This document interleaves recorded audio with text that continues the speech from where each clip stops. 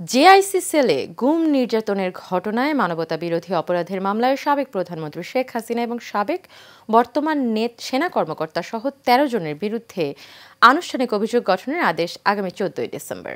আজ এই দিন ধার্য করেছেন আন্তর্জাতিক অপরাধ ট্রাইব্যুনাল। এদিন জুলাই শহীদ আবু সাইদ হত্যা মামলায় জবানবন্দি দেন হাসনাত আবদুল্লাহ। মোহাম্মদ শাহজাহানের ক্যামেরায় ওয়ালি সিদ্দিকের রিপোর্টে দেখুন বিস্তারিত। সকালে আয়নাঘরে গুম ও নির্যাতনের মামলায় ৩ সেনা কর্মকর্তাকে ট্রাইব্যুনালে হাজির করা হয়। এদিন গ্রেফতার ৩ আসামির পক্ষে শুনানি করেন আজিজুর রহমান দুলু। শুনানিতে তিনি ৪টি অভিযোগের ৩টিতে তার আসামিদের সম্পৃক্ততা ছিল না বলে ট্রাইব্যুনালের যুক্তি তুলে ধরে মামলা থেকে অব্যাহতি চান।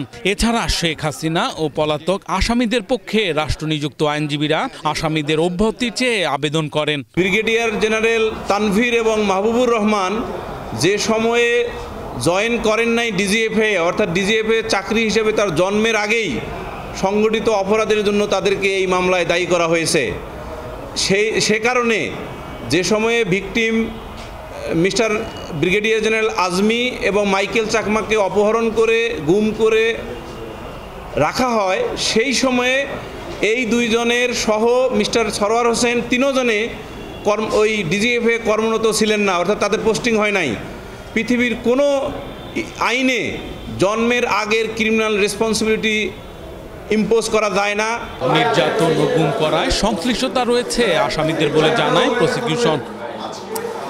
আমাদের যে 13 জন আসামি রয়েছে, 13 জন আসামির প্রত্যেকের বিরুদ্ধে সরাসরি সম্পৃক্ততার অভিযোগ রয়েছে, যেটা আমরা কোর্টে চার্জের আকারে সাবমিট করেছি। এবং আমাদের যে 39 জন সাক্ষী রয়েছেন, এই সাক্ষী যখন কোর্টের সামনে আসবেন এবং অন্যান্য যে সমস্ত ডকুমেন্ট উপস্থাপিত হবে, তখন এটা দিনের আলোর মতো পরিষ্কার হয়ে যাবে যে এই আসামিরা কে, কখন, কিভাবে, কোন সময়ে এবং কি মাধ্যমে এই অপরাধের সাথে সম্পৃক্ত ছিলেন। শুনানি শেষে অভিযোগ গঠনের বিষয়ে আদেশের জন্য আগামী 14 ডিসেম্বর দিন ধার্য করেন ট্রাইব্যুনাল।